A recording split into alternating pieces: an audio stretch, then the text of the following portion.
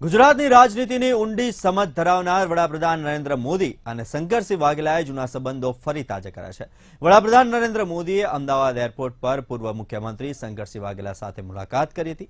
સમગ્ર મુલાકાતને શંકરસિંહ વાઘેલાએ લગ્ન આમંત્રણ ગણાવી છે। શંકરસિંહ વાઘેલાના પુત્ર મહેન્દ્રસિંહના લગ્ન હોવાથી વડાપ્રધાન નરેન્દ્ર મોદીને આમંત્રણ આપવા માટે ગયા હોવાનું શંકરસિંહ વાઘેલાએ કહ્યું, પરંતુ રાજકીય આલમમાં બંને નેતાઓની મુલાકાતે ભારે જોર પકડ્યું છે। પહેલા જનસંઘ પછી ભાજપ, એનસીપી અને કોંગ્રેસમાં જોડાનાર શંકરસિંહ શું ફરી કઈ નવો ખેલ પાડશે તેવી ચર્ચાએ જોર પકડ્યું છે। જોકે મહત્વનું છે કે લોકસભા 2024ની ચૂંટણી આવી રહી છે, તો તેને લઈને પણ કંઈક રંધાયું હોય તો નવાઈ નહીં।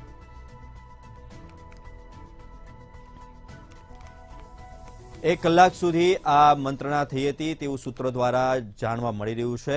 આ મુલાકાતનું ગણિત શું તેવા સવાલો પણ ઉભા થયા છે। દિગ્ગજોની મુલાકાતથી હાલ તો રાજકારણ ગરમાઈ ગયું છે। વડાપ્રધાન નરેન્દ્ર મોદી સાથે શંકરસિંહ વાઘેલાનો આ જે મુલાકાત છે તેને લઈને રાજકીય માહોલ પણ ગરમાઈ ચૂક્યો છે।